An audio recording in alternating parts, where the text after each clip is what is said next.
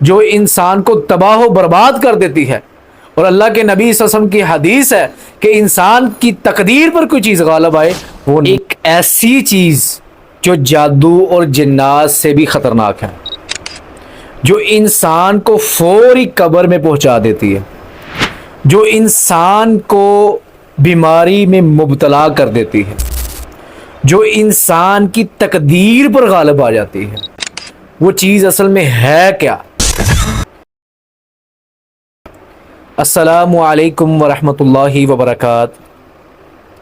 الحمد للہ وحدہ اما بعد اعوذ باللہ من الشیطان الرجیم. بسم اللہ الرحمن الرحیم. انسان پر کوئی بیماری اچانک سے آ گئی ہے، انسان کا اچانک سے کوئی نقصان ہو چکا ہے، یا وہ کوئی ایسی پریشانی میں مبتلا ہو چکا ہے، تو اس کی آج ہم وضاحت کریں گے.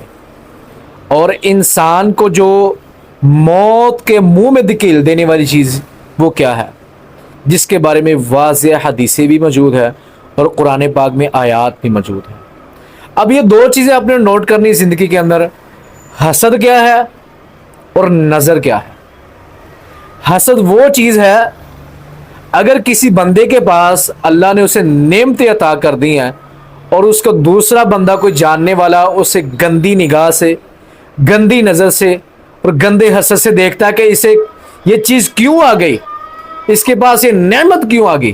کوئی بھی نعمت ہم کہہ سکتے ہیں، اس میں اولاد کی نعمت ہے، اس میں گاڑی کی نعمت ہے، اس میں مکان کی نعمت ہے، اس میں کسی اچھے کپڑے کی نعمت ہے، کوئی بھی نعمت ہے، اس کے دل میں یہ حسد پیدا ہو گیا کہ کسی نہ کسی طریقے سے اسے تباہ کر دیا جائے اور اس کا بیڑا غرق ہو جائے. اسے کہتے ہیں حاسدین والی نظر، جو انسان کو تباہ و برباد کر دیتی ہے. اور اللہ کے نبی صلی اللہ علیہ وسلم کی حدیث ہے کہ انسان کی تقدیر پر کوئی چیز غالب آئے وہ نظر بد اور حسد ہے، اور انسان کو موت کے منہ میں دھکیل دیتی ہے اور اونٹ کو ہنڈیا تک پہنچا دیتی ہے. اور اللہ تعالی ہمیں ہمیشہ ہر حسد سے، بغض سے بچا کے رکھے.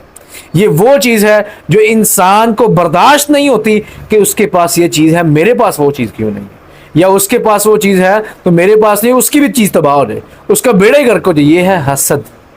اور نظر یہ ہے کہ اگر کوئی بندہ کسی سے محبت کرتا ہے، پیار کرتا ہے، لیکن وہ ماشاء اللہ کہنا بھول جاتا ہے، اس کے حق میں دعا کرنا بھول جاتا ہے، لیکن اس کے دل کے اندر حسد نہیں تھا، اس کے دل کے اندر کوئی ایسی کدورت نہیں تھی، لیکن اس کے دل کے اندر ایسی کوئی برائی نہیں تھی، لیکن وہ اس نے اس کے لیے الفاظ تو بولے لیکن وہ اللہ کے نام کو بھی شامل نہ کر سکا، اس وجہ سے اسے کچھ نقصانات ہو سکے.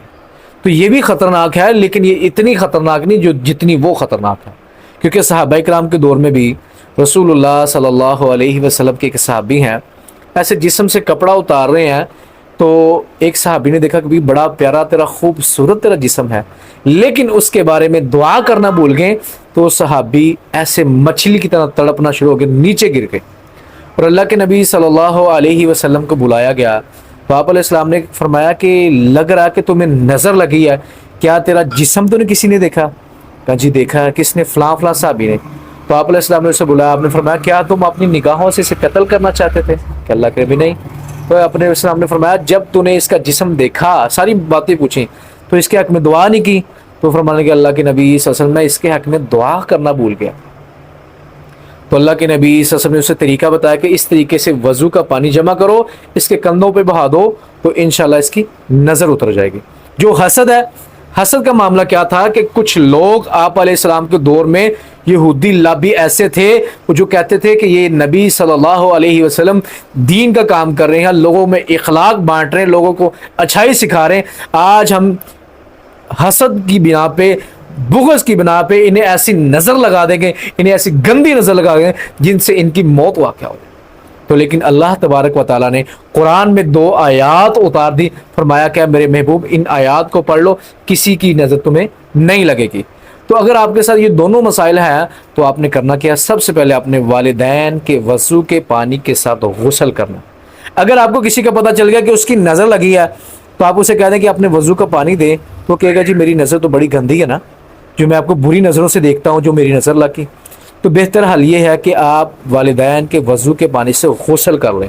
ولی کے وضو کے حکم آیا، ولی والدین ہوتے ہیں۔ اگر والدین موجود نہیں تو گھر میں جو 5 وقت کا نمازی ہے اس کے وضو کے پانی سے غسل کر لیں۔ اگر وہ اپنے شوہر جو 5 وقت کا نمازی ہے اس کے وضو کے پانی سے غسل کر لیں، اس کے اندر بیری کے پتے ملا لیں۔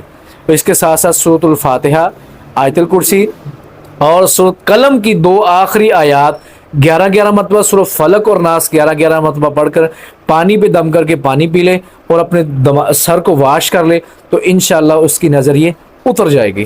تو اللہ تعالی ہمیں ہر حسد سے، ہر بغض سے، ہر شر سے اور فتنے سے بچا کے رکھے۔ السلام علیکم ورحمۃ اللہ وبرکاتہ۔